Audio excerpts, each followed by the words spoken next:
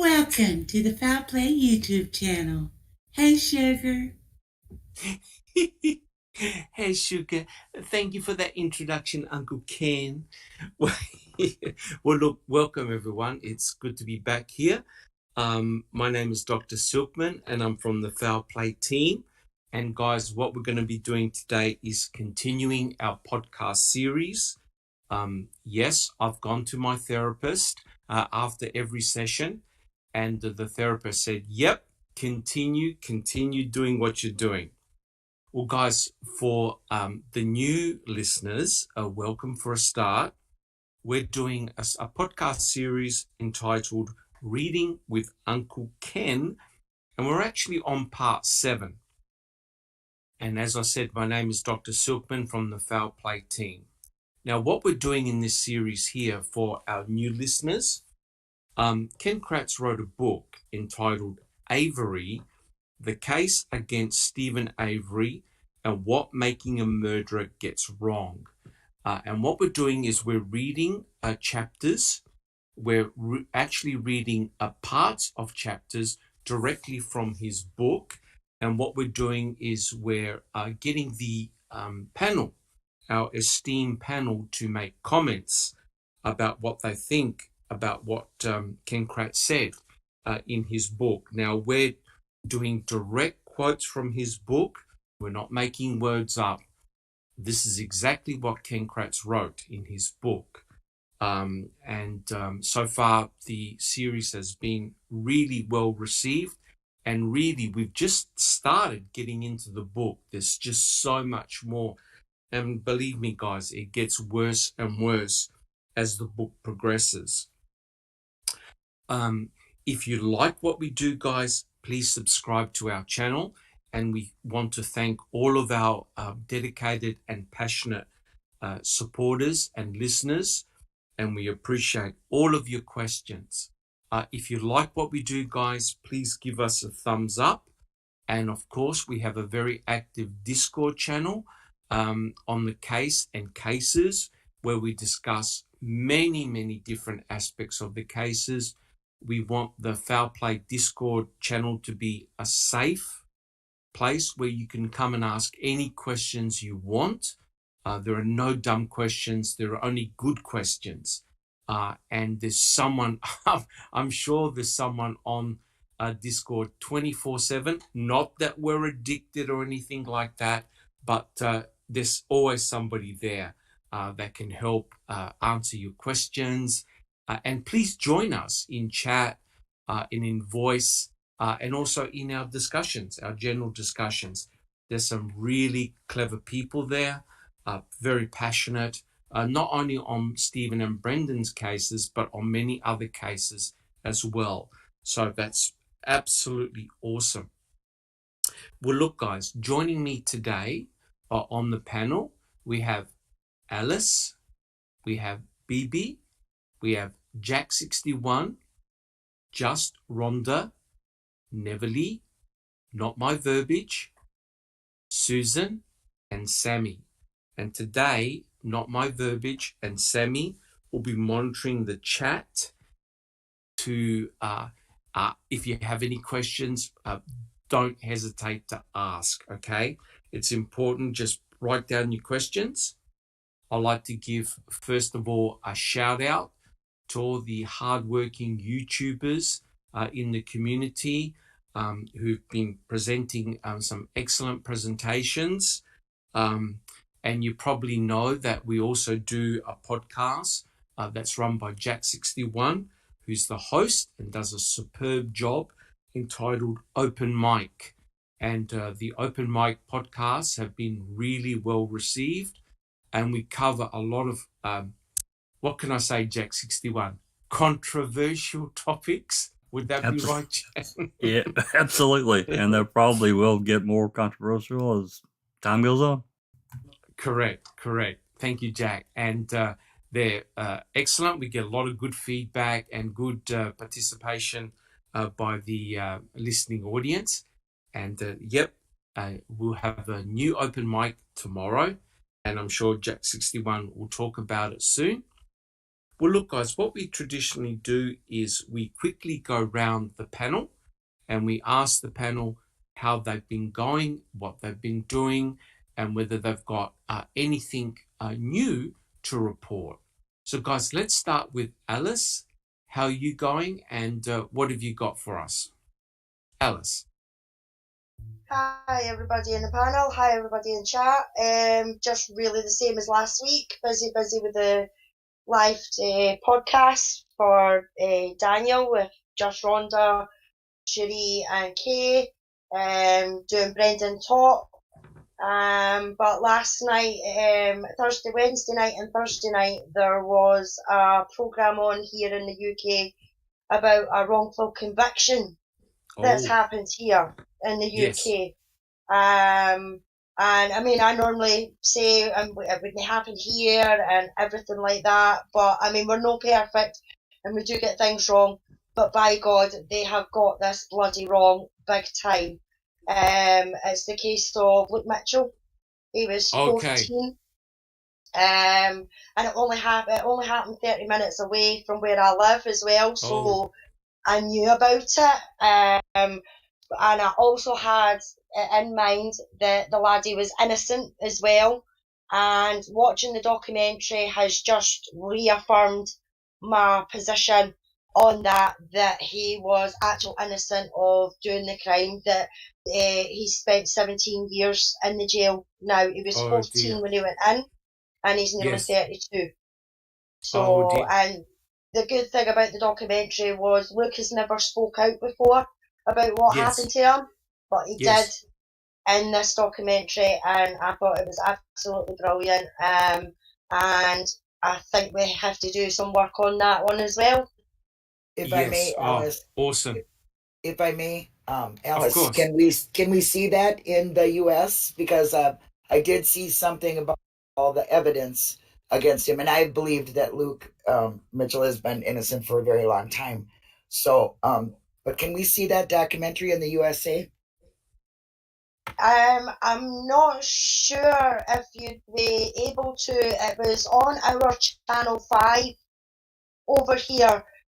So I don't know if it's going to be on YouTube or if somebody's maybe recorded it and then maybe going to put it out on their computer or something like that. I'm not 100% sure on that, but I'll try and find out for everybody and see if we can get it on Discord or something like that, so that everybody can see it. Yeah, Alice, what was the name of the documentary? Murder in a Small Town. Wow. Okay. Awesome. Yeah. If someone can find that and put a link, that'd be awesome. Yeah, definitely something to discuss. And did they mention coerced confession? No, not necessarily coerced confession. No DNA evidence, just like Brendan. No DNA evidence whatsoever tying him to the scene of the crime.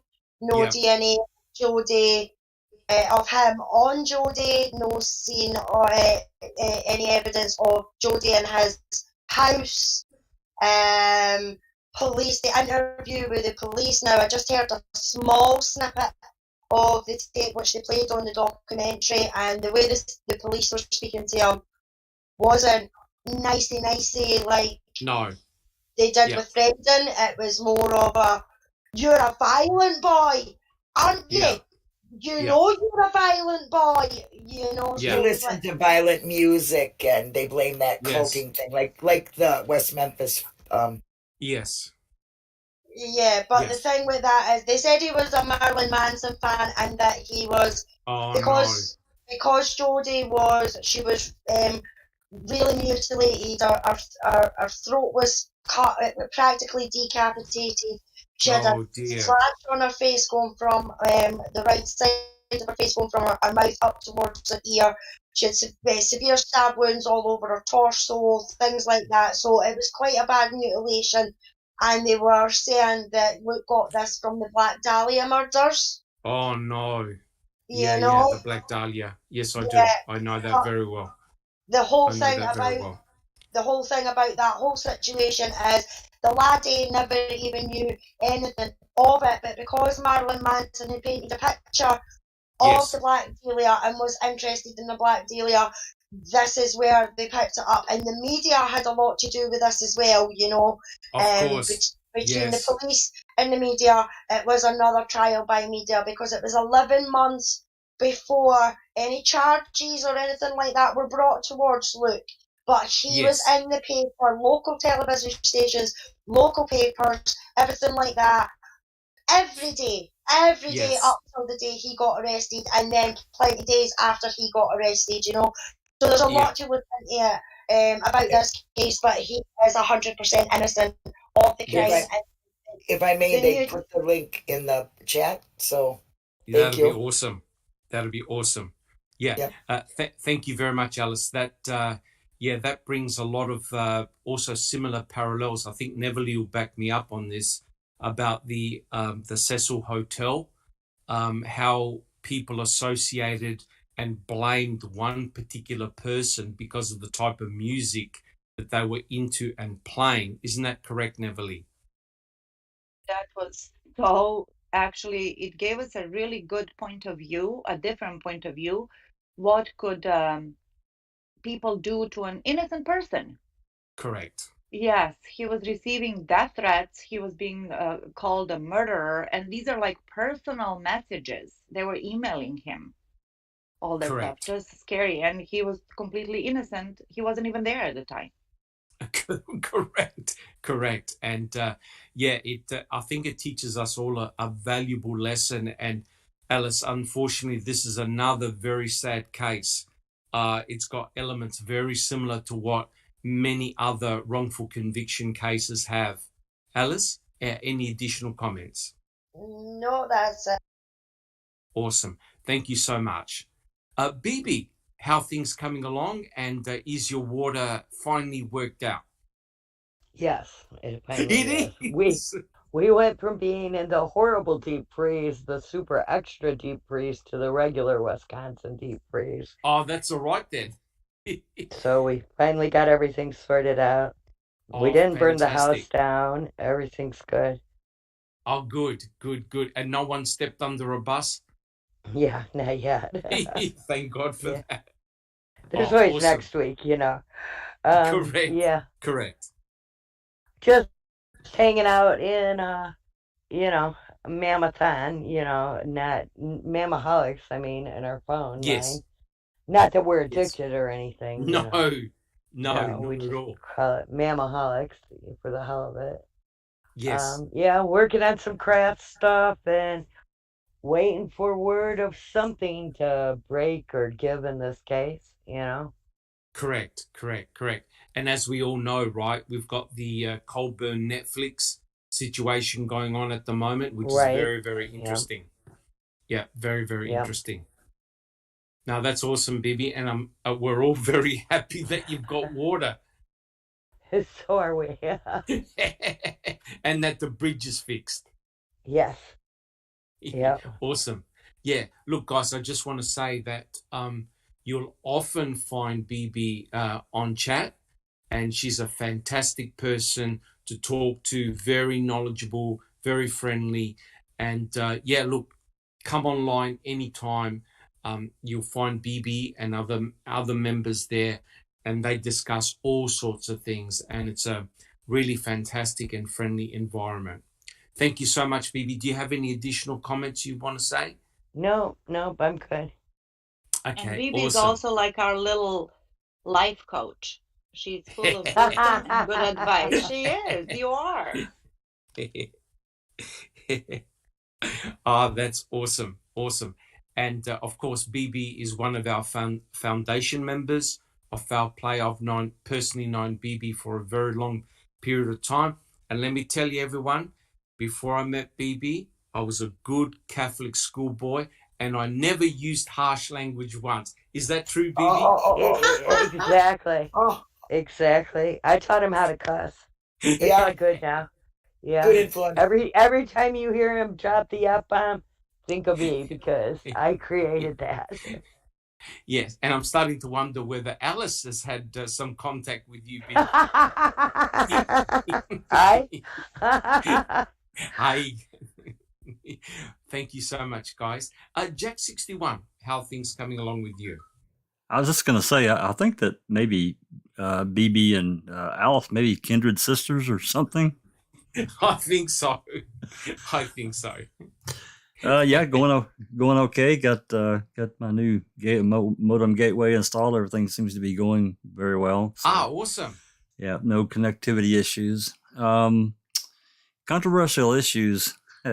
You kind of said it there, because tomorrow for the open mic, I think everybody will be interested in coming along, hopefully, and we'll be wrapping up the parking lot. We'll be talking about, I don't know if we can wrap it up, but we're going to finish talking about the parking lot in the RAV4 and the differences between the photographs that we have. We'll do what we can. I mean, there's only so much we can really show, you can see on screen.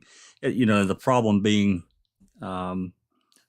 we tried to take some screen caps off of Netflix, but they don't allow that anymore. You literally have to take a photo with your phone. So you got some quality issues there. So, but yeah, everything's been going well, and having a lot of fun with Uncle Ken and the book reading. It's it's an interesting dive into the words that he wrote, and your questioning of seeing a little further than just on the surface of what he wrote, and I think that's important. I think so too. Yeah. Yeah. I mean, when you think about it, we've done a lot of research and reading. We've read a lot of documents. We've gone through the entire trials so far, and so it's interesting how we can reflect on Ken Kratz's own words in his book. And, the scary thing is that probably the majority of people who read this book have got no idea in terms about the official documents, the trials, and they probably base their knowledge just on Making a Murderer 1 and 2. So I think we dive deeper, much deeper than that. Would you agree, Jack 61? Absolutely. And I think along with that, a lot of people base Stephen and Brendan being guilty based strictly on just what they saw, maybe a little bit in the trial. Some people haven't even read the trial documents or the pretrial or all the other FOIAs that people have done. In 5+ years now. There's so much more that we're so far past, ma'am. It's not even funny. I think about it from time to time, but it doesn't ever really enter the equation. Not really. Not for me. Not anymore. Yeah. So, Making a Murderer allows you to dip your toe in the water, so to speak. It gives you a landscape, but it doesn't give you all the fine detail that you really want. Oh no. And that's why you got to dive deeper, much, much deeper. Yeah. Correct. I 100% agree, Jack. Yep. So anyway, hopefully, everyone can join us for another session of open mic tomorrow, and we'll dive off a little deeper. Awesome. BB, do you have a comment? Thank you so much, Jack. I just wanted to ask, was that you, Jack, that posted the thing on the app as well about the Gelter saying, "Oh, ma'am's biased. You should read the court documents." Was that you, or was that somebody else? That was somebody. Oh, that was from no, it wasn't me. But yeah, basically, it's basically saying that this is a Gelter saying that you really just need to read the trial transcripts and that's pretty much all they want to contain it in is what was presented. And the problem being, as we all know, so much wasn't presented and seen by the jury and by the public. Well, and they Gelters sure don't know us truthers very well, right? No. Correct. Correct. They think we just watched the movie and that's it. Yep. Right? That's correct. Where did they get that idea from? That must be what they did. Yeah. Correct. And you're right, Jack 61. If I can just make the comment, you can't really just base everything on Making a Murderer 1 and 2, and you also can't make a proper judgment just by reading the trial transcripts. because there's a lot of evidence that is not gone into a lot of detail. There's a lot that's left out. And of course, no mentioning item FL, right? Right, Jack 61? That's right. I mean, they left so much that the jury, you know, it's unfortunate. And I know that a lot of trials are driven kind of like this. There's only so much they can get into a really complicated case. I get that. But when you start eliminating or not allowing evidence that the jury really needs to come to a proper decision, I think Correct. that it takes things away from getting a true verdict and to just getting a confession, which we've all said that is what the state wanted, Ken Kratz wanted, Byland wanted, Gahlen wanted, you know. Correct. But this is a similar theme to many wrongful conviction cases, yes, whereby there's a lot of fake and false evidence, and a lot of evidence is not discussed or presented. And, only 15, 20, 25, sometimes 40 years later, the evidence is re-examined, and all of a sudden the case falls apart and the person is exonerated. So it actually is very, very frightening, because it can happen to any one of us or our loved ones. That is the frightening part. Correct. And if you're from Australia, you'll know the Lindy Chamberlain case. That was the mother whose baby got taken away by a dingo, and it was trialed by media. This was back in the 80s. It was a horrific case. And let me tell you, it was bungled forensics that nailed that poor lady, and she ended up in prison for a long period of time. And then when the forensics were re-examined, the forensics were all false, right? So, we're looking now at the Stephen Avery case, and there's a lot of very shady forensic evidence. Bibi. In that case with the dingo, wasn't it later, a long time later, a piece of clothing found by... Oh, that's correct. That's correct. By a native from there? Yeah, that's correct. An Aboriginal or whatever found that a piece correct. of clothing that fit with the... Yes, it was actually the baby's clothing. And when they found that apparel, and they can see the bite marks around the top of the jacket, she got exonerated. Yes. In fact, their whole entire government had to do an apology. It was terrible, absolutely terrible, because it divided a nation, and a young mother with children got sent to prison for a long period of time. A woman who had horribly lost one of her children got thrown in prison. Yeah, that is correct. And no one would believe that a dingo would take a baby. And then on some other part of Australia, someone actually caught on camera a slightly older child being dragged by a dingo. So they most certainly do take babies and young children. They snatch if they're them. Hungry enough.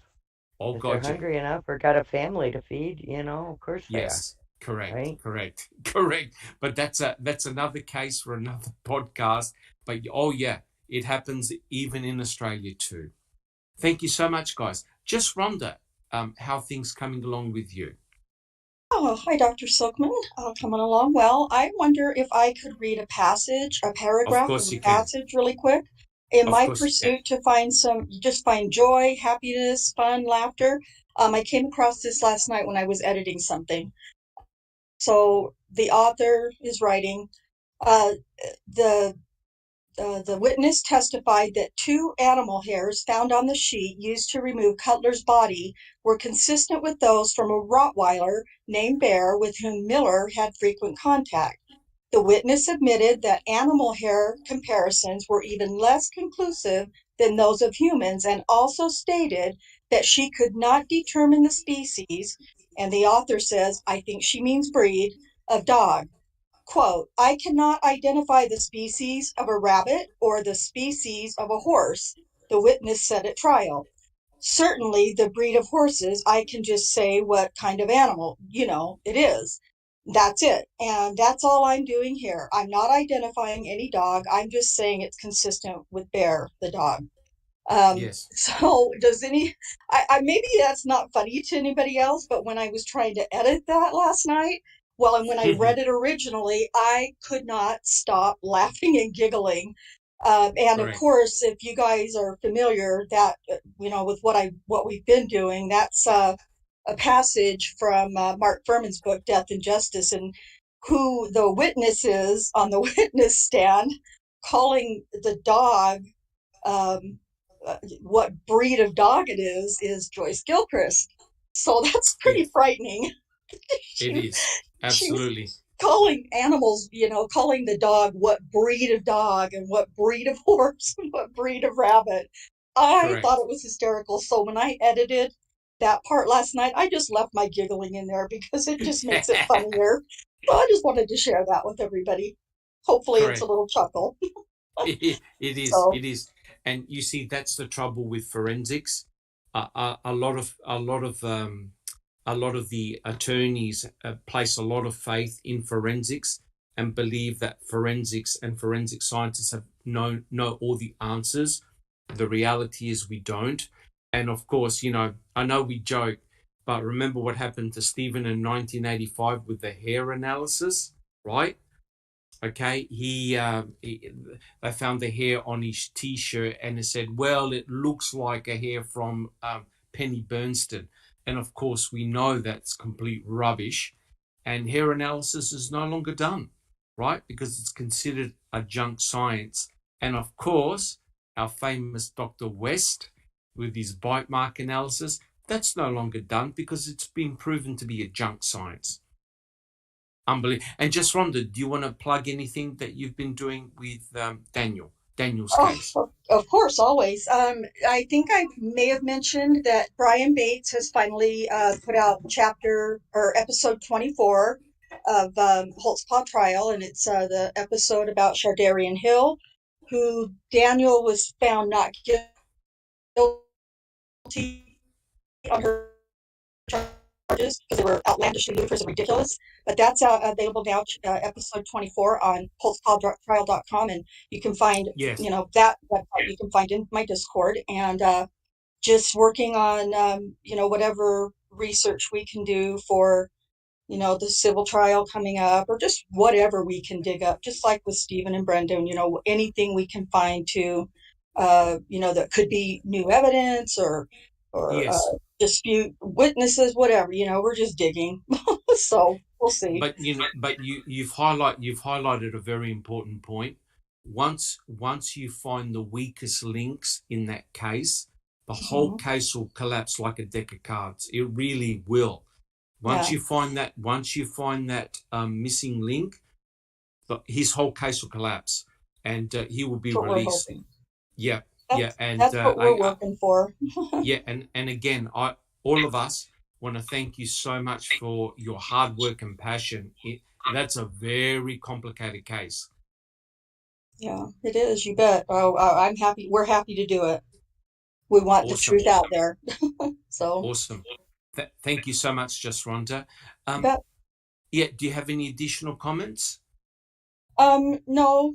Not really. I've announced on my YouTubes and in Discord that I'll be not necessarily taking a break, but I'm going to be flying out to Arizona next weekend to spend time with my son, and what my participation will depend on his needs, of course. But I'll still be here.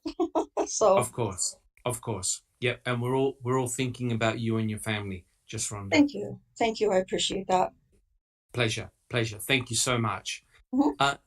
Neverly, how are things coming along with you? Hello, everyone. Things are going really well. Had a busy week. I haven't watched a thing that I can remember, actually. Yeah, I know. Impossible. The spell has been broken. Yes. See, I am the only one that's not addicted. Oh, right? Thank God for that. Thank God for that. However, I wanted to say something that was brought up earlier with Black Dahlia. It just happens that I got obsessed with that case, allegedly, like a year ago, and I read everything there's to read and watched everything there was to watch. And then they kept saying the house on Franklin House in Hollywood, Los Feliz. And I'm like, oh my God, I used to live above there. Really? Like parallel to this street, there's a street called Los Feliz. It's really in Hollywood Hills. And I was living there at the time, but at the time I did not know about it. So it's really, really interesting. And then I wanted to go there because there's a tour. You can go and like pay money and go to a tour of the house. Yes. However, COVID happened and now that's closed. But isn't that interesting? I'm like, I was right there. Yeah. That's the house with a very weird architecture. Yes, and basements and where all these things were happening, right? Yeah. And correct. Dogs sniffed all kinds of bones and they used cadaver dogs. Yeah. If you don't know about the Black Dahlia case, I also got into it very, very heavily about 1 or 2 years ago. Yeah, I did, and that is a horrific case. Horrific. And Alice was talking. Yeah. Oh yeah. Yeah. Alice was talking about the injuries to that victim. What happened to I think her name was Elizabeth Short. She was actually cut to pieces, bisected and laid out like a piece of art. And we can talk about the Black Dahlia case in a podcast, I think, but let's do it. Okay. That's horrific. Just Rhonda, do you have a comment?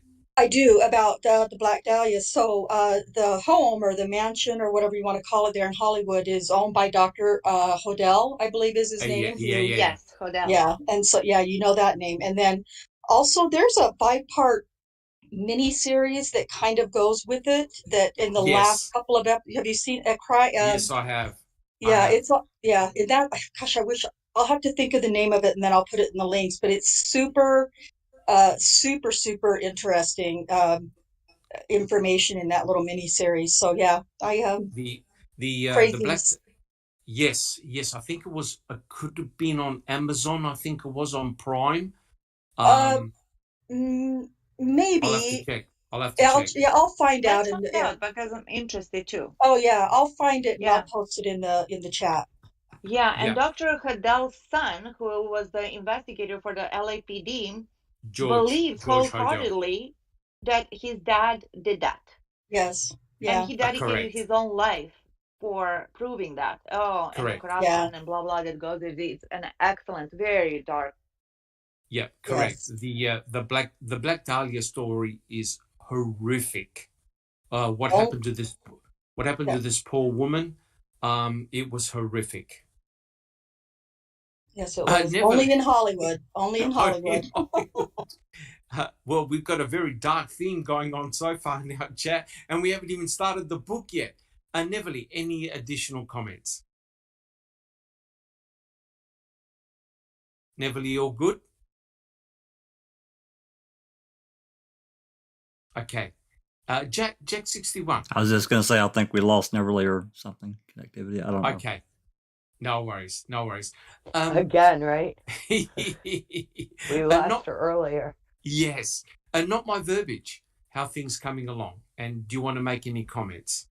Oh, well, thank you. And hello, everybody. Hello, team. Nice to be here.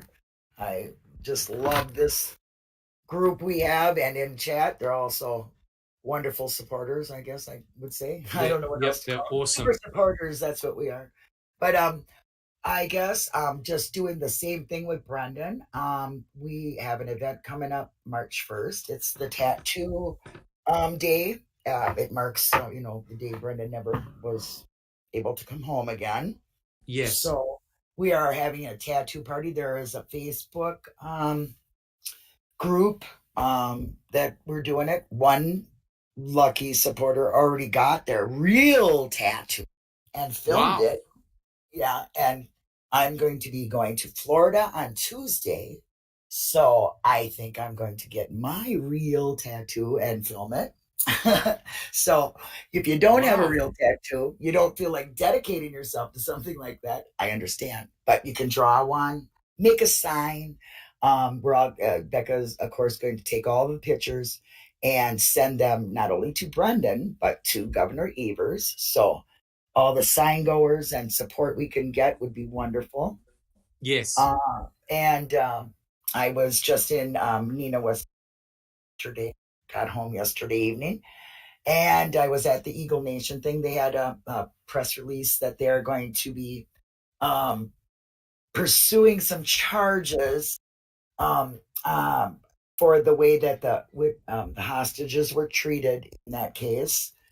They were treated like criminals, instead of like hostages. They had a traumatic event happen, not only to say that their friend, husband, co-worker, co-owner was murdered in front of them, but they were also treated as very, very, very wrong. They were treated there. They have several of them are really suffering from it still, to the way they were treated. So I'm glad to see that they're moving along and something for them to seek justice. What the lawyer kind of said is what he's really trying to get the state to do is to stop impunity.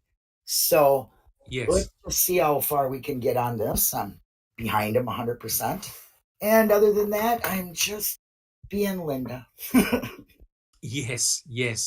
And again, you do a lot of fantastic work, and also with Becca regarding Brendan Dassey and your interviews with Pete Dassey.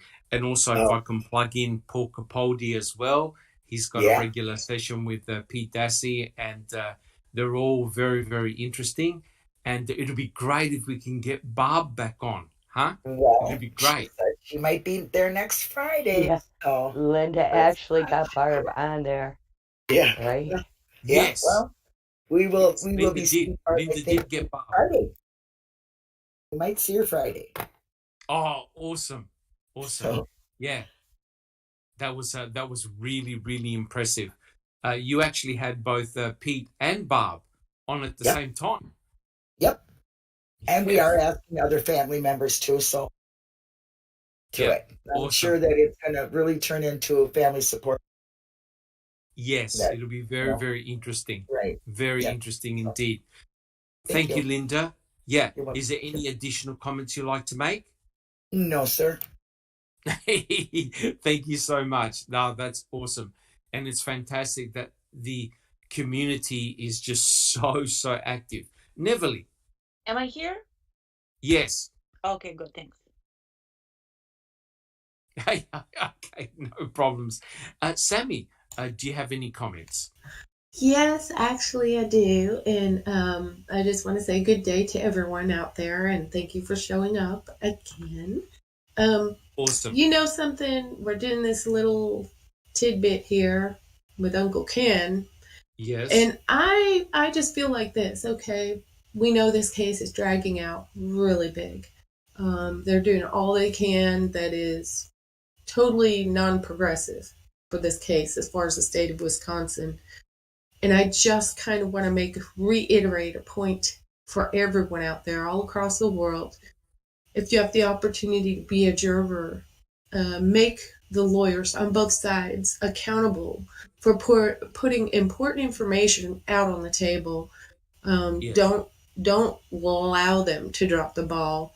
As a juror, I just want to remind people, you hold the power, we hold the power, the people hold the power to make the difference between a wrongful conviction and justice being served. So ask the questions, ask for proof of remains that have been tested to be proven to be identifying who this individual really is. On video evidence, don't be afraid to ask, is this all the footage? Request to view all the video footage of interviews or interrogations. Take your time to consider and explore every possible piece of evidence, and do not be afraid to ask for more. You will make the difference between wrongful conviction and justice. Just remember that. If we can't get enough attention for these people to make changes within the DOJ, the juror still has the power to bring forth all that matters, everything. Don't be afraid to question things. Don't be afraid for it to take days instead of hours. There's a big rush job on all of these court cases at the end when you're deliberating, and do not allow that to stop you from asking for more. 100% correct. 100% so that's my correct. my thing that I'm always going to remind the people. That is the one big way we can make a change and make a difference. Learn more about what your duties can, what they consist of as a juror and how far can you go. Just learn about it, because that's really vital in all of this. If they don't want to make the changes, we can. So how are you doing, Dr. Silkman?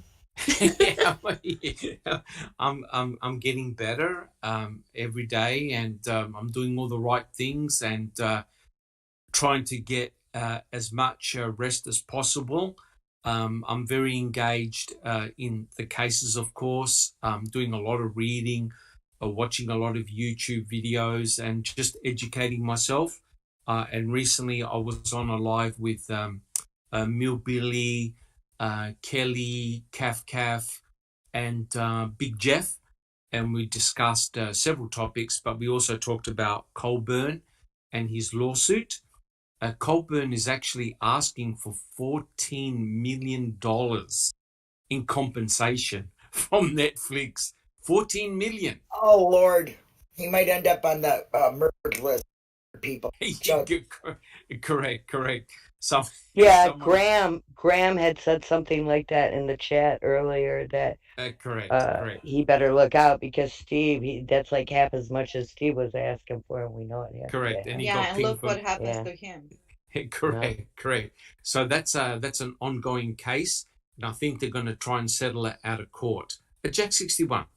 Just to add to Sammy's observation, which is really excellent, people all should always remember, and I'm sure that a lot do, and I'm talking about jurors themselves, that in our system of justice, and I think it's this way in most places, that it's not the defense job to prove their client innocent. It's the state's job to prove them guilty.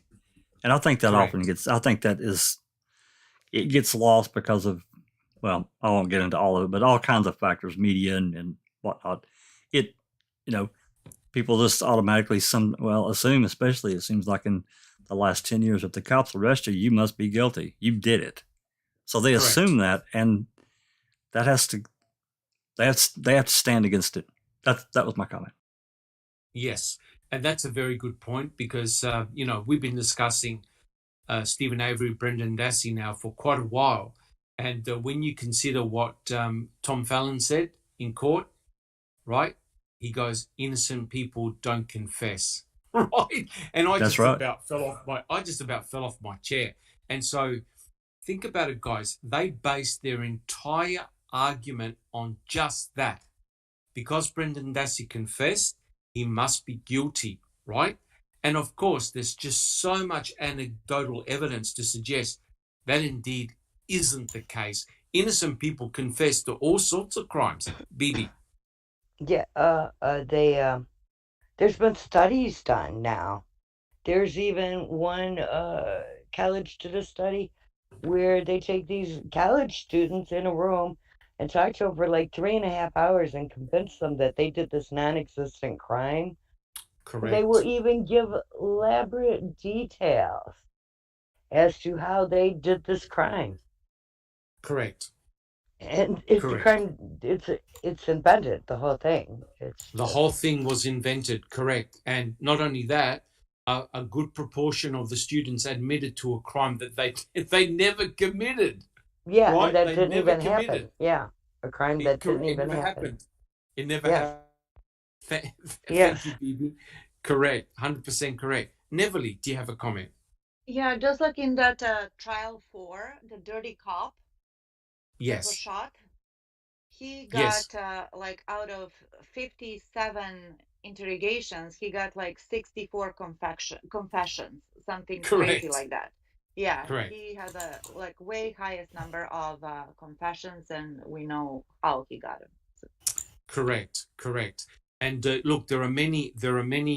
If I could just make a comment, Jack 61. Yep. There are many celebrated cases, historical cases, whereby the police withhold a piece of evidence, and you've got and especially if it was a famous person that got murdered, all of a sudden you got 10, 20, 30 people admitting or confessing to the crime, and the police officer says, "Well, how did you murder this person?" "Oh, I strangled the person, or I used a knife, or I did this." And of course, the weapon was a gun, right? So they completely botched up how the murder took place. And that's why, guys, we all know what we get said to Brendan Dassey about who shot her in the head was just simply unforgivable. Unforgivable. Jack 61. Yeah, talking about these false confessions and all that kind of thing. We also watched a documentary, several of us here in Foul Play, and people can go find it. It's free. It's about the Norfolk 4. Oh my God. Yes. That cop. And wow. You guys remember that, right? And what he did? Yes, I do. It was terrible. But anyway, that's just another case that it was one false confession after another. It's crazy. Correct. Sammy, did you have a comment? Yep, I just wanted to remind people, as a jury member, that you will make the difference between wrongful conviction and justice being served. Do not be afraid to ask for more. Yep. Look at Brendan. Correct. He wouldn't have been probably in prison. Right. And I feel like this is the only way we can bring immediate change to the justice system, is to become a whole lot more proactive and involved in thorough. Yep. Correct. 100% correct. And I think T1 in chat says, "Oh, Kelly." I better not trigger anybody. Yeah, don't trigger me. Yeah. Don't get me going. That's a dirty word, Kelly. Yeah. And I just wanted to remind everybody, what have we learned since making a murderer? The 4 little words, right? I want my lawyer. Correct. I want a lawyer. Exactly. That's what Am I free to leave? Situation. Am I free to leave? Oh, bingo. We teach our children that. Correct. Because if you open up your mouth and you confess to things that you never did, you're in big trouble, and it's very hard to reverse that, right? Because as Tom Fallon said, innocent people don't confess. You're in deep trouble. And don't forget, guys, when Stephen Avery was convicted, none of Brendan Dassey's testimony or when he was did the interrogations were used in the trial. Right? None. So therefore, the case against Stephen Avery was purely circumstantial. However, because Ken Kratz did the press conference, they all got to hear the sordid details from Brendan, right? So therefore, in effect, Stephen had no chance from the get-go. Guys, would you agree with that? Would you agree with 100%. 100%. Yes. Absolutely. Yeah, definitely. Yeah. So it was done deliberate, and it had the desired effect.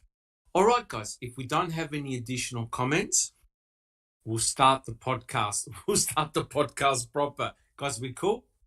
We're all good to go? Good to go. Yeah, all right. Good to go. So what we're doing is we're reading from Ken Kratz's chapter, and this is chapter 3, and we'll continue the quotations.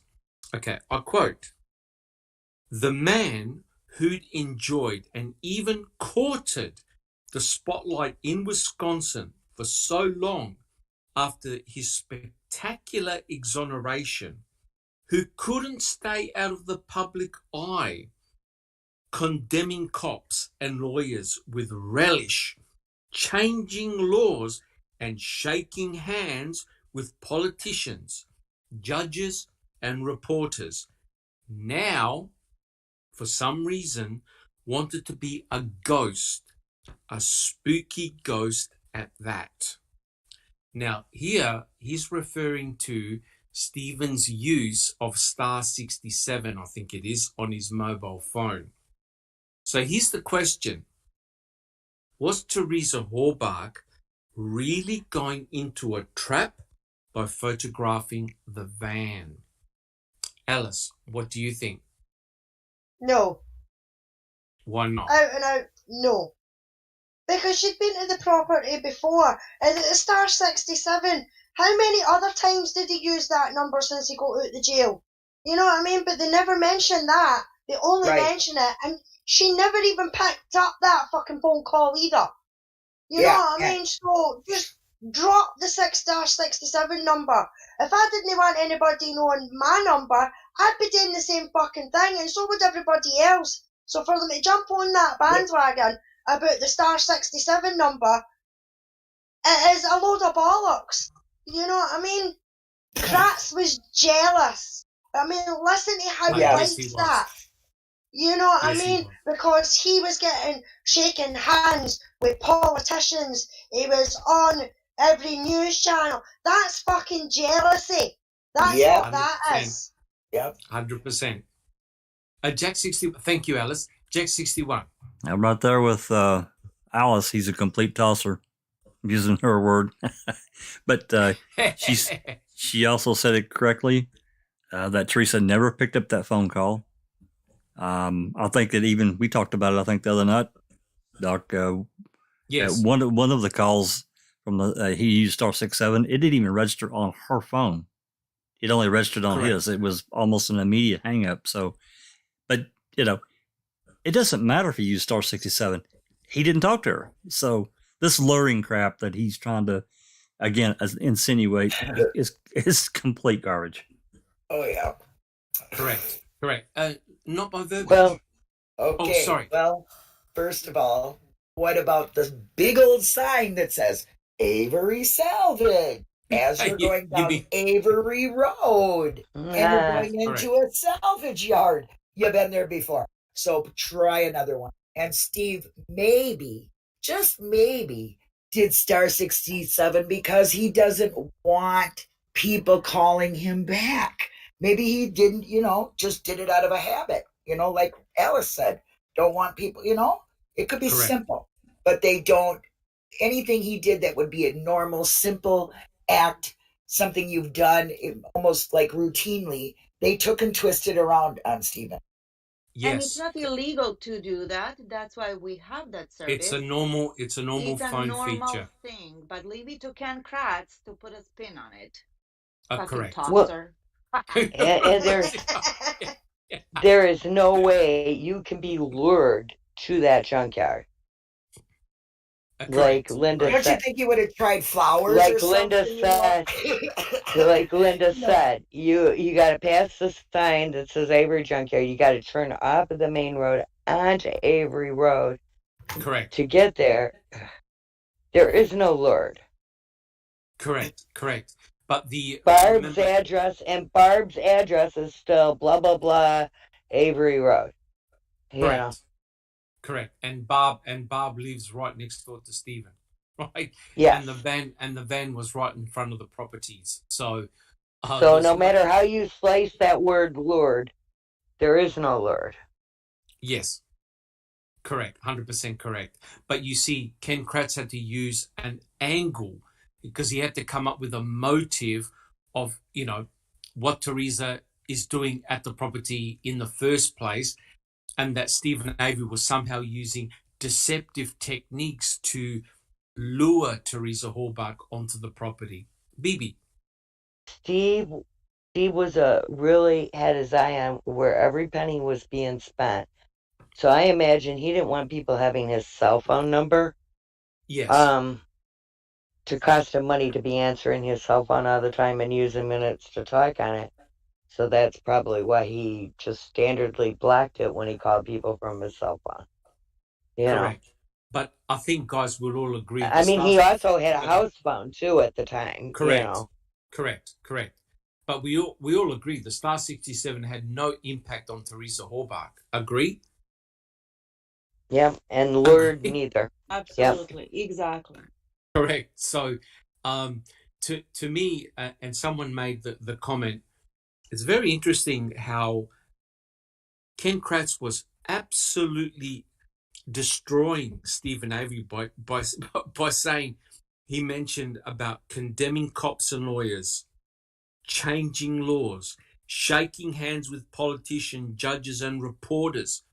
Well, excuse me, the guy sat in prison for 12 years for something he didn't do. Wasn't he justified in doing all those things? Neverly. Jealousy, envy, just green with envy. Green with envy. There you go. That's a narcissist for you. Correct. 100% correct. And this is a common theme we see within the book. You see, because Ken Kratz always uses that, or he became a star, he became a celebrity. I think he's very jealous because that's what Ken Kratz wanted himself. He wanted that star status. Neverly. Yes, he wanted it so bad that he contacted Stephen while he was in prison and offered to write a book. Yes. Let's not forget that. That's correct. Yeah, man up. Say how you did it. Be famous and tell the truth. Here's your chance. Correct. Right? Correct. Remember that? Correct. Oh my God. God. Is correct. After he was taunting him, and he, again, narcissists will do anything and everything. No scruples, morals, norms, no nothing, no boundaries to win. And this is Ken Kratz in his glory.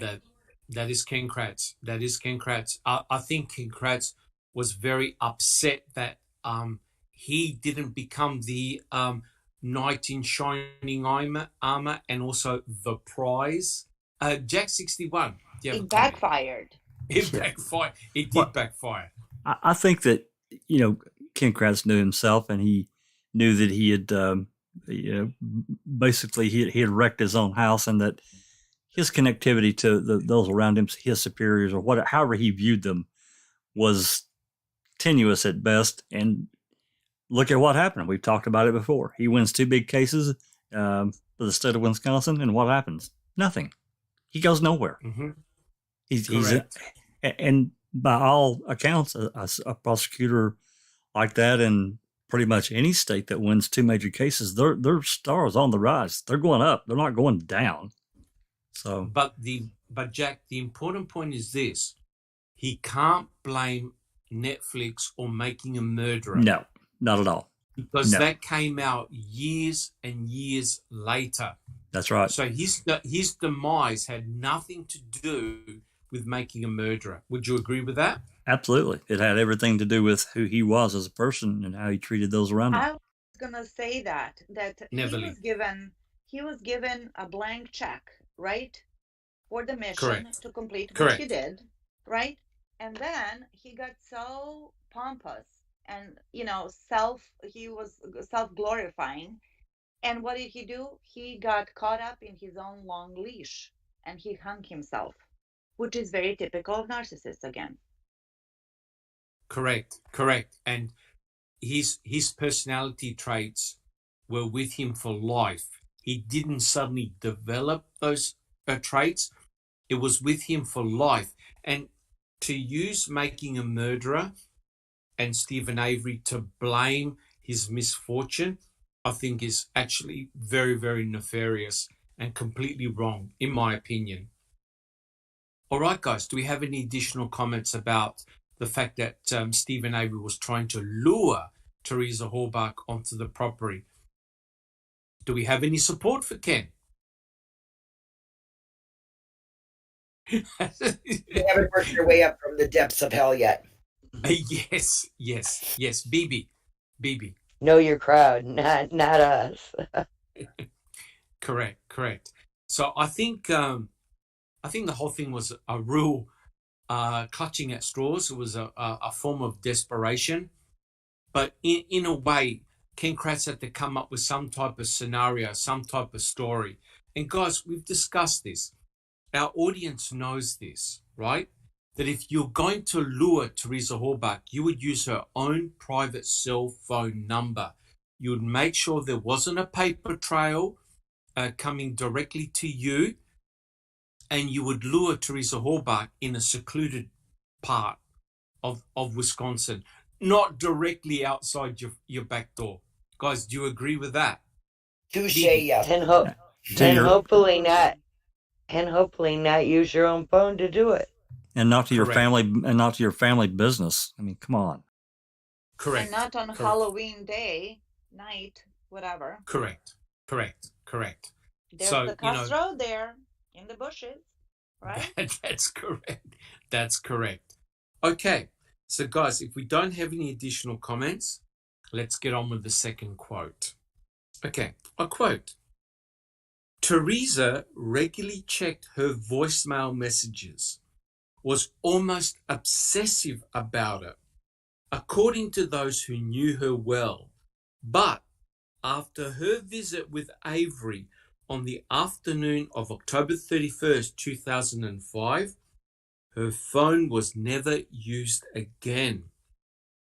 Cell records show that 2:41 p.m. that day was the last time it was in service.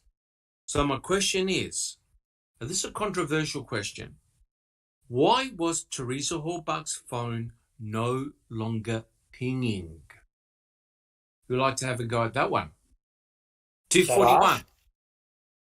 Linda? Shut off? Maybe, Shut off? Shut off. Pop the battery out. Remove the battery? Anything else? Dead. Neverly, the phone could have died? The phone could have died.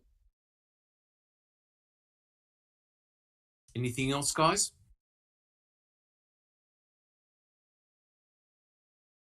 Jack 61.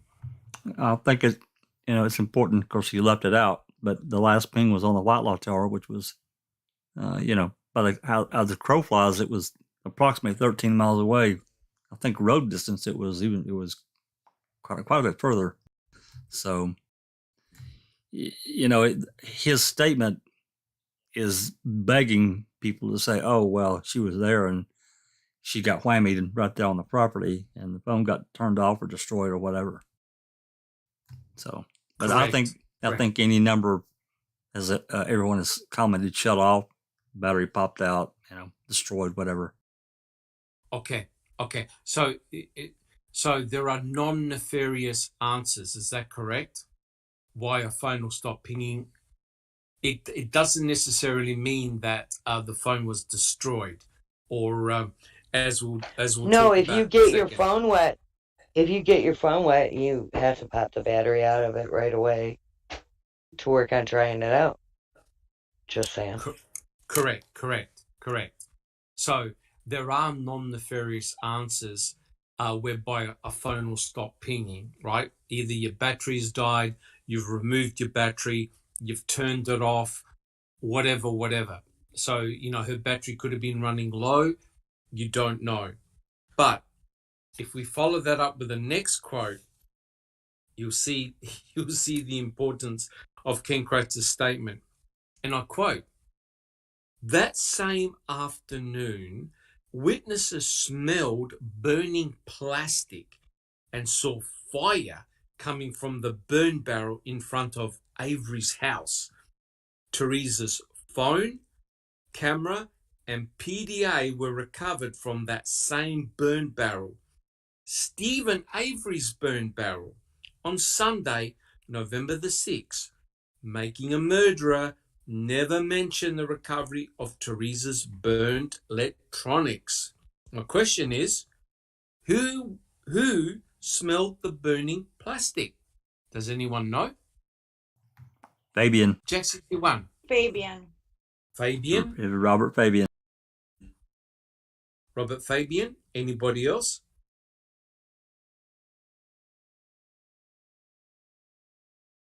We definitely Robert Fabian, and he appeared in the trial. Anybody else?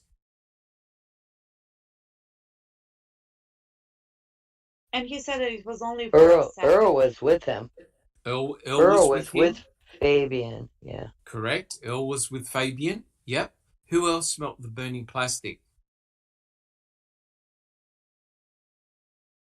Was it Brendan? Brendan's brother did. Yeah. Brendan's brother did as well. But I think it was Blaine. Brendan's brother smelled the burning plastic as well. I was going to say Blaine. I couldn't remember. I was thinking about it, but yeah.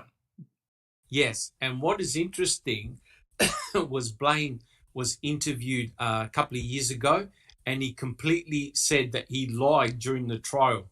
He didn't smell any burning plastic or see smoke. He made it up. So, guys, and he wrote an affidavit for Kathleen Zellner. So, therefore, he reversed what he said during the trial. Neverly. Well, did he make it up, or was he led to say that? Pressured, threatened, intimidated? We don't know. We don't know. And Millbilly actually did a very good analysis of Robert Fabian. And apparently Robert Fabian and Earl were nowhere near the burning barrel, right? At the front of Stephen's property.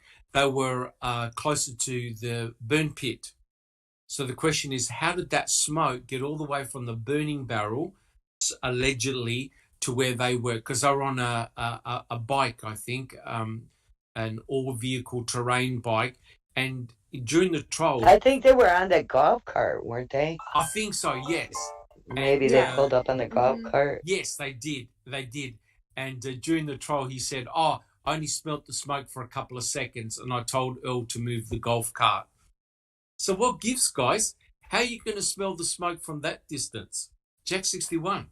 Well, I think there's no way you could, but another point, and it may have nothing to do with anything, but I think I should add it anyway, is that we can't forget that Robert Fabian's son, Travis, was best friends with Blaine and Brendan and all of that. Yes. That was that was a disaster, but anyway. Correct. 100% agree. But look, guys, this is actually a very important point that Ken makes in his book. And I'll continue the quote because it all works together. And this is very important, and it's a difficult question to answer. I'll read the quote. Teresa may not have used her phone after her arrival at Avery Salvage, but Stephen Avery called her one last time that day, late that afternoon at 4:35 p.m., 2 hours since her last call, and records prove her phone was already turned off and likely disabled. This time, however, he didn't bother with star 67. Why? Maybe because he knew she was already dead. Perhaps because he was standing over a burn barrel, calling the phone as it melted in the flames to be sure it had been successfully destroyed. Guys, and the question is this. Where is the actual proof that it was Stephen Avery who burnt Teresa Halbach's electronics? Not my verbiage. No proof at all. Absolutely none. And don't you think Stephen called? Well, it was for that front loader. I might be mistaken. He called because he wanted to photograph the end loader. Yeah, that's what it is. So, does somebody that killed somebody make a phone call like that to see if they'll answer? I don't think so. I think they're a little too busy burning, chopping, cutting, destroying into 50 million different places where you're going to stash this stuff. And don't forget to stash your key too. Yeah, I don't think so. And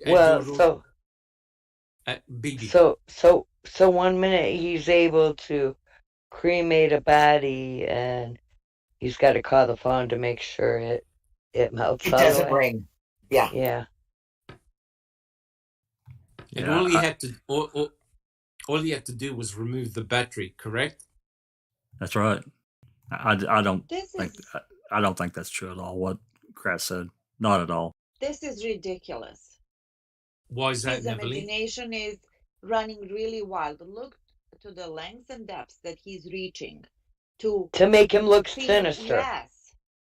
To spin a story, to make, to continue making Stephen Avery look like The biggest monster that walked in Wisconsin. Well, there's no proof of it, any of this stuff he's saying. He's just So making it's just it his be that words. way. Yes. Yes. He is making people Words, think there's this. no proof. Again, Right. that's what he does the best. Right. The Words do not match evidence. Now, when the electronics were eventually discovered, right, they were able to pull out the electronics, and the investigate, I think it was the FBI, could actually determine that, Teresa Halbach's phone had been burnt, the PDA, and I think part of a camera, right? Now, if Stephen built a big whopping fire that converted Teresa Halbach to small bone fragments, why would he then put her electronics in another burning device and risk them being found, where all he had to do was place them in the great big whopping fire, and all those electronics would have evaporated due to the high heat? Jack 61. He wouldn't do it. There's just no way. He just throw it in the fire and let them melt into ash. Another thing too about him not using Star 67, he didn't always use it, so maybe he just forgot. I mean, it's ridiculous to think that. It's just ridiculous. The whole premise is just garbage. That's what I say. I say they're taking norm. Does. Correct. In the work. Yeah. He's like Joey from Friends, that he can turn any word into something sexual. Pizza. Right? Yeah. Yeah, this is what Kat does with Stephen. Correct. Oh my God, you almost made me do a spit take. Oh my God. Correct. Yeah, correct. And that big whopping fire, Dr. Silkman, can you just clarify to me, is this the same fire we're talking about that didn't exist, but it kept growing and growing, yeah. Correct. Every time Scott Tadich saw the fire, it kept on getting bigger and bigger, and eventually got to the size. The flames were on the level of the roof of the garage. So if he was burning a fire that intense, he would have blown up the propane tank and killed his dog and burnt his property to pieces. So the fire consistently got bigger and bigger and bigger. And of course, there was no evidence that Stephen Avery had the fuel nor the time to cremate someone to bones. So the story of the fire becomes more ridiculous. But having said that, we're faced with, how did those electronics get in that burn barrel? Sammy? Well, T1 is saying, I wonder, was all of Stephen calls to TH for hustle shots with his own number, but any appointments through AutoTrader, he used Star 67 feature? And end loader would have been a hustle shot, correct? Yes, except when he called Teresa at 4:35, he used a normal number. It didn't use Star 67, and that I think brings in the legend of, so the photographer never showed up. You know how Ken Kratz is saying that Stephen lied? No, I think they got their wires crossed. She never showed up for the other photo shoot to shoot the end loader, right? Because Stephen never denied that Teresa Halbach didn't come that day. There was a paper trail that she had come and taken the pictures there, right? She had talked to Plishka on the phone and said, I'm going to the Avery salvage yard, right? So there was no hiding or disguising the fact. That's right. Sammy. Yes, correct. Jack 61. It was the Steve from Sheboygan. I always get his last name incorrect, so I'm not going to say it.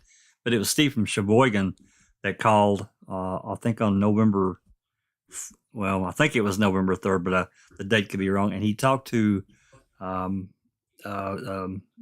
Higgs woman in the office at AutoTrader. She's the one that told Fassbender, or one of the other agents, that Avery didn't show up. It was wrong. She was completely wrong. Whether she did it on purpose or not, I don't know. Yes. Yes, correct. But look, guys, we can't deny this. There were burnt electronics in his burn barrel. How did they get there? How did those? What do you How did think? those? That how is did the those question. how did Same those as the burnt electronics bones? get there? Well, here's the Brought bizarre. in a box? Brought in a box? You put in a box. Well, here's the bizarre thing, right? There are photographs that actually show a tire rim next to the burn barrel, Stephen Avery's burn barrel. Now, if you burn a tire in a burn barrel, it's going to get pretty hot, right? So if that's the case, how come the electronics survived? That is, the FBI were able to reconstitute the electronics and say, oh, you got a PDA, you got a camera, you got a phone here. So there's something not right going on here, guys. Why would Stephen risk going to another burning device where he had a great big whopping fire? He could have all buried them and no one would have found them. Jack 61. They were meant to survive. They were meant to survive? Okay. Is it possible that the electronics were dumped, the contents of from another burn barrel or another burn site were dumped In a box? In a box. And do not forget, we don't know what was found at Cuss Road. That's right. We don't know. We keep on talking about a stump, or there could have been identifying even burnt electronics could have been left there that they were able to trace back to Teresa Hawbuck. You never know what was found, if something was found at Cuss Road. We don't know where the burnt electronics were. The burnt electronics could have been in the burn barrel at Cuss Road, right? Because the dogs did a hit there. I thought they were. It was a restaging area, right? Yes, correct. So maybe they burnt the electronics there, put them in a box, hauled them over there, and threw them in his burn barrel. Dr. Silkman. Yes, Neverly. If I could just step back a little bit before the electronics, let's talk about that fire. Again, yes. Does it make sense to anybody who's normal, right? Mm-hmm. Lucid, not bipolar or narcissistic, that fire that Stephen burned a human being in front of his house, how many times did he have to feed that fire? Continuously, over 2, 3 hours, 4, 5, 6, 7, 8. There's how many people that live on that salvage yard? It was Halloween night. Kids are coming in and out, going to work, going trick-or-treating. People are dropping off. Barb comes home. You know what I mean? And nobody ever noticed anything? Oh, well, the other thing, of course, no one smelled a human body being burnt. Exactly. Correct. They didn't even notice the fire until Pratt got involved. So, yeah. Correct. And experts have shown that if you're going to cremate a human being in an open pit like that, you need a huge amount of fuel, and you need about 16 hours, right? And we know that Jody phoned Stephen twice for 15 minutes, right? So, since when was Stephen Avery out there all night tending to a fire? And not my verbiage. Oh, yeah, I just wanted to add, if he did burn a body in that pit, the liquids from that body would be seen. They would be in the soil. There's no mistaking that. I mean, I've seen a case, like I said, that happened here in Minnesota where a girl was burnt, but he had several hours to burn, hours, and they could still see no matter what he was tossing it around, the soil, it seeps down into the soil, and the smell has got to be horrendous. So there's just the way they say he burned her is impossible. It's just impossible.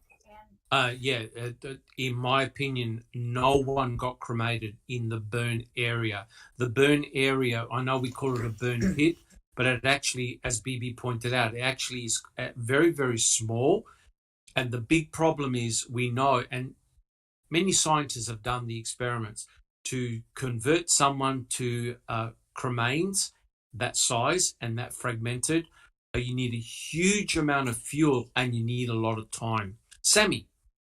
Well, would like to bring it up that, does anyone recall there was also some burning going on somewhere else in another yard owned by the county, maybe? Oh, that's correct. That's correct. Mm-hmm. Yes. Now, nobody talks about it. It's never brought up. No, and I think Josh Redont talked about seeing a fire, but he didn't know whether it was a burn barrel or a burn pit. But he did talk about seeing a fire coming from that general direction, but he doesn't know exactly where it came from. Bibi.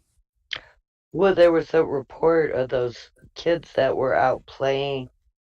Yes. And came upon a couple of men burning stuff. That was in the quarry? Was afraid by that and then ran back home. Yeah. Correct. And there was something about it scared them or creeped them out, so they ran back home. Correct. Now that is the sort of reaction you would expect if a body was being burned. Do you know why? Without even seeing it, the smell alone will send off red flags in your body like you've never known before. Correct. Man, correct. I want to add, it was though. just shock and horror. That's what they wanted. Shock and horror. Linda, not my verbiage. Do you have a comment? I just wanted to say that although everybody is saying the smell, let's be reminded this is a rural area. They did burn carcasses, which would smell too. So maybe some people might not have been turned off by that, but you definitely would know about it for sure. You would have smelled it. Yeah, but if you live there in the same area where, Steven's trailer is with Barb trailer, Barb had 3-4 sons there. So that's like 4 people right there. That's correct. Steven, somebody would have smelled something in that vicinity, were people, in that close correct, vicinity. There were I people just wanted to remind everyone there was more burning going on somewhere else that is never really discussed. No, that's correct. And I believe there actually was a report of someone hearing, this was later, 2 gunshots. Does anyone remember that report? Someone had rung up, I think, it was either Calumet or the MTSO, that they heard 2 gunshots in rapid succession. I do remember it. But it wasn't on the 31st. It wasn't on the 31st, I believe. It was a few days later. Right. It was sometime after the 3rd, because we don't have calls back to that far, so they won't let us have them. But correct. But well, I wanted to comment. You talked about Cuss Road and the burial site. That photograph that I was just pilfering through photographs last night. I wasn't looking for what I noticed in that big white, which ultimately I think is probably a tarp. I don't know that that's what it is because we don't have close-ups. But don't give away what I said, Jax. I'll be embarrassed. Well, no, we'll talk about that another time. No, I'm kidding. I do think it was a white tarp because it was pretty large. It was beside, large, correct. Yeah, right beside the blue tarp that they were digging out from that burial site and placing it on that white tarp. I think that's what was going on. Can't prove it, but yes, and we certainly, I don't think we have any reports that say that either. So yes, there were definitely 2 tarps on Cuss Road, right at the so-called burial site, and you found a really good picture, and I blew up a couple of images, and look, you got the big blue tarp, and right next to the big blue tarp, there's a what appears to be a large white piece of plastic, and it looks like it's intact. So it's very, very interesting because there was some digging that took place, and you can actually see the soil is actually quite dark. So there was a lot of digging that took place around that location. And it seems rather suspicious that if it was a peat moss bag and it was a crate, it's not going to take you 6 hours to determine that. Would you agree, Jack 61? Absolutely. They could have easily determined that no more than an hour at maximum. Correct. And then pull all those resources, Doc. There's no way. No way. You're not going to call 2 crime labs down there, right? Two guys in an hour, and you're going to know what it is. Correct. And I'm just having a look at a couple of the comments in chat, and it's correct. If you've got a burning body and it's letting off all the smoke, your clothes are going to be saturated with that smell, right? And no one smelled anything nefarious or something super nasty on Brendan Dassey's clothing. And apparently Brendan Dassey and Stephen Avery, they were out there tending to the fire. But we mustn't forget one thing, right? We know that Teresa Horbach was dismembered. As horrible as that sounds, she was cut to pieces. Brendan Dassey never mentions the fact that, before we put her on the fire, we cut her up, we chopped her up into small pieces. Sammy? Ronald D. Cass is saying there's news footage from helicopter of someone taking photos of the pit around November 6 or 7. Where yes, are there those is photos? That's correct, 100% correct. And there are people that got like some type of overalls on. They are taking close-up pictures of the burn pit. There's no question about that. But the other, I don't know where those photos are, but the other important thing is that we know that Trooper Reese took photos of the burn pit on the 6th, right? That's before the cremains were found. Trooper Reese never mentioned the fact that, by the way, I saw I saw cremains. When I forgot the name of the detective who was questioned, he was asked, well, how did the burn pit look like? He said that the cremains were in a pile, in the ash. And that can't be right, because Trooper Reese took a photo on the 6th, right? And it rained, so therefore the ash would have been flattened out. So where are the bones? Where are the cremains? There weren't any. So I think they got caught in a lie, a big lie. Check 61. Wasn't it Sturdivant? I'm pretty sure it was. Yeah. I think it was who said the bones were in a pile in the center. Yes, I think it was Sturdivant. I'm almost positive of that. Correct. And when Trooper Reese took those photographs, you could see Bear, right?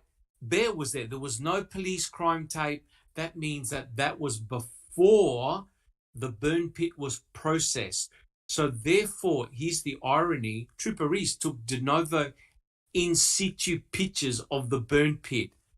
There are no cremains. There are no obvious cremains in that burn pit. They got caught out in a lie.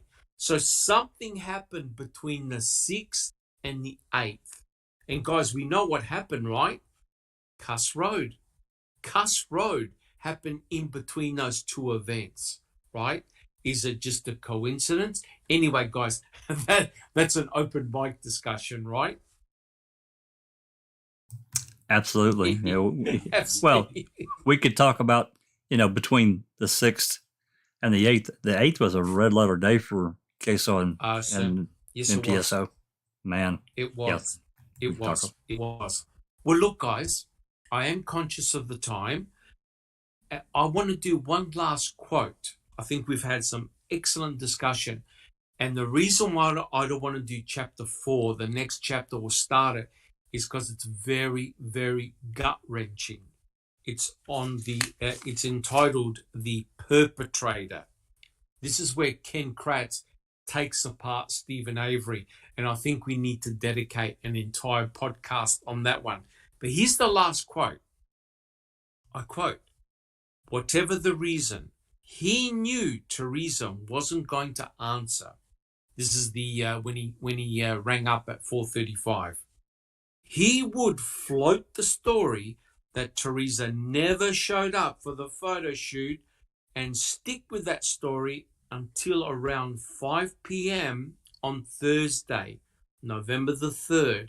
This alibi call was Stephen Avery's first attempt at misdirection. So here's the question.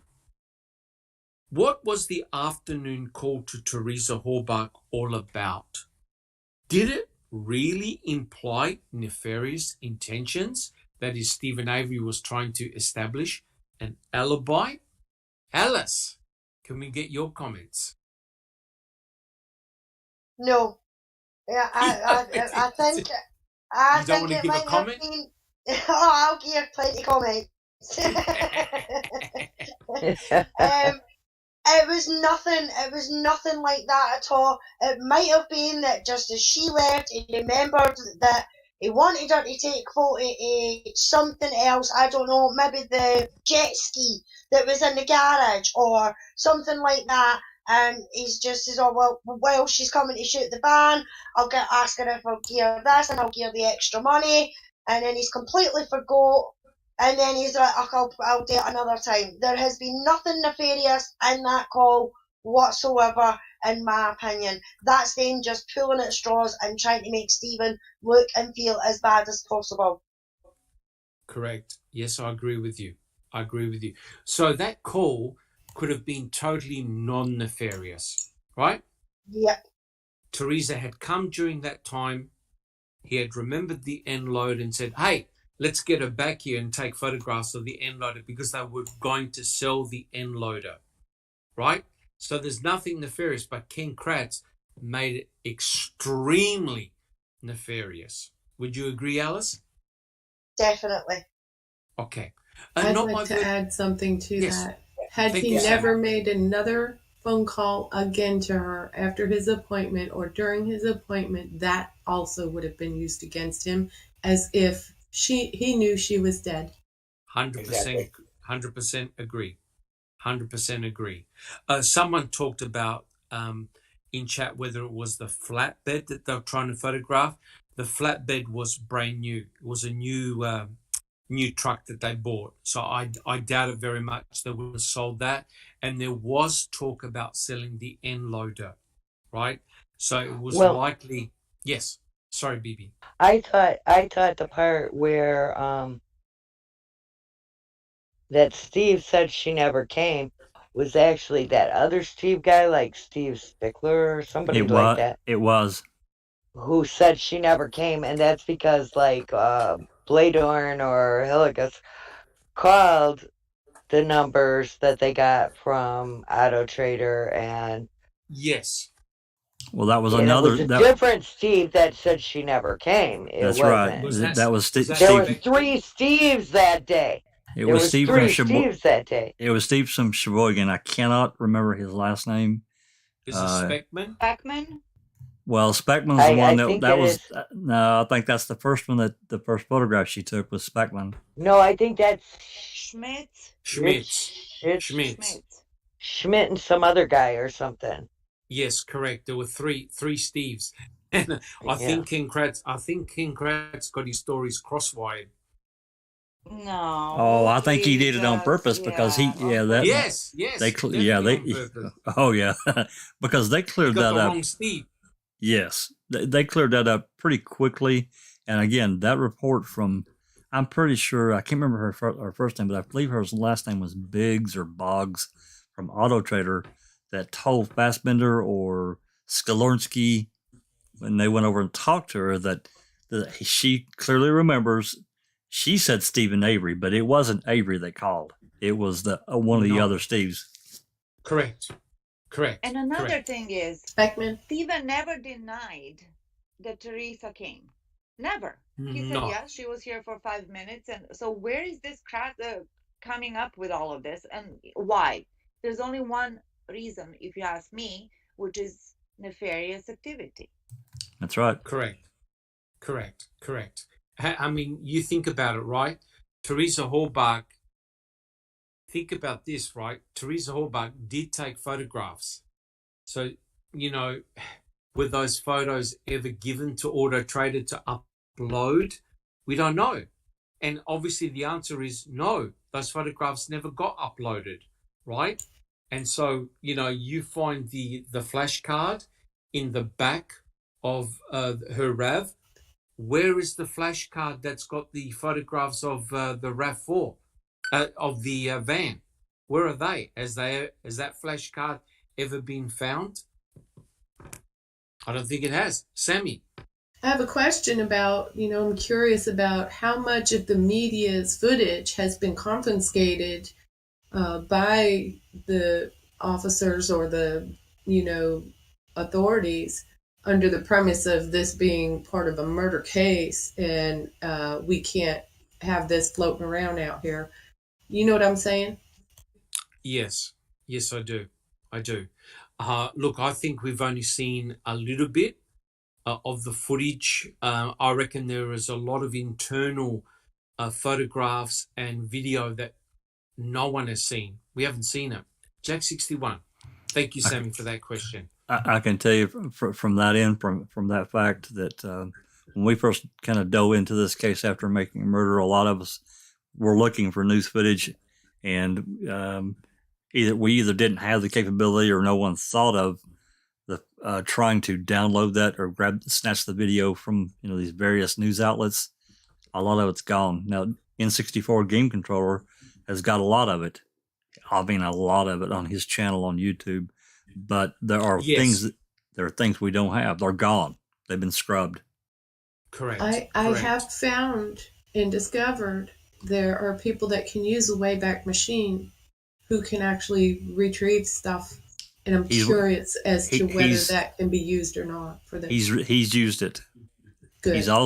He's also went so far as to contact these various news outlets, several of them, because we know that they had footage. But, they're feigning that it's gone. It's, archival footage. It's been destroyed or whatever. They didn't keep it. And maybe they didn't. I don't know, maybe for some of them, but I don't know. I find it for this particular case, I found that a little dubious myself, but yeah, me too. Correct. 100% agree. There's footage out there that's probably lost.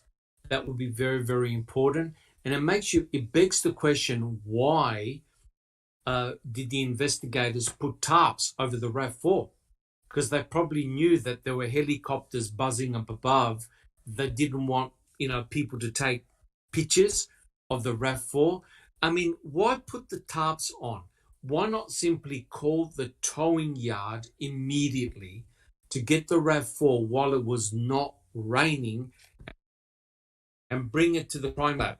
I mean, guys, do you agree? It seems ridiculous that they waited all those hours and Fassbender took off the tarps and there was a huge torrential downpour. Jack 61. Yeah, I mean, they could have, even if they had to, they could have literally drugged that RAV from the spot it was and got it inside of a garage there on the property. Because they basically took control of the property, I think no later than, they were already there by, before 11. But they literally took control of that property by warrant. I think, I want to say 3 or 3:30, they seized it. So, yes. But, in the meantime, they could have dragged that RAV off and got it inside somewhere if they were worried about losing, anything from evidentiary value. I don't know. I think they're full of crap. And they should. Well, they shouldn't have tarped it either, because look at what happened. The damn tarp fell. The damn tarp fell on it, and then they took it off, and it poured like crazy. And it poured with. But the crazy thing is, right? Your number one concern is Teresa Horbach in that vehicle? And the answer is no, because I looked inside the vehicle. If that was the case, Earl was there. Earl knows how to use an end loader. Why not pick the RAV up, take it to one of their garages, put crime scene tape around the garage? No one goes in, no one goes out. You've got a controlled environment where no one can come in or out. You can examine the RAV in situ, swab it, fingerprint it, take as many photos as you want, because you take photographs when it's outside. You then forensically examine it right there. Therefore, there's no contamination of evidence. It's crazy that they removed the RAV in a torrential downpour with rain. Imagine if A23 all disappeared. By miracle of God, A23 just happened to remain on the RAV. But the question is, what other evidence disappeared as a result of that? But but that's an open mic discussion, right, Jack 61? Oh, yeah. Well, look, guys, I want to, that's all that I've got for today. Are there any final comments that people, there's been a lot of great questions in the chat, and I see that T1 has asked a lot of good questions. And we need to invite T1 on the panel. Who agrees to invite T1 on the panel? Oh, he doesn't talk. Yes. He doesn't talk. He has a voice we need to hear. You know, Doc, if we get him in here, we'll never get a word in edgewise. You know that. We'll just hand over the mic. Well, that's what I'm saying. He doesn't talk. Well, maybe we can talk him into him. Well, put it this way. T1 has got an open invitation to come on. He can disguise T1, report to the office. That's right. He can disguise his. He can talk like Darth Vader if he wants to. Right. But it'd be great. It'd be great to get him on. So, guys, yes. Do we have any final comments? Jack 61. No. I'm waiting. You're all good. Yep. Alice, do you have a final comment? Just thanks to the panel, thanks to everyone in chat for coming, and look forward to finishing it off next week. Awesome. BB? No, I'm good. All good? Neverly, do you have any final comments? Thank you, Dr. Silkman. This must have been very hard for you to read and to digest and to put it in some kind of a normalcy, to bring the normalcy and balance to this crap that's been written. Yes. So thank you for that. I think, thank you, Neverly, but I think we do give it a good balance approach, right? I don't think we're being outrageous. I believe that we're bringing our knowledge and experience, and also the excellent questions from the panel and also from the people in the audience. I think we're giving a good balance, and we've asked some hard questions, and Ken Kratz has pointed out some very good points about the burnt electronics in the burn barrel. And it is hard to explain, right? It is hard to explain, but it makes no sense at all why Stephen would have two burn areas. You burn Teresa and obviously her clothing. Why not put all her electronics in the one spot, right?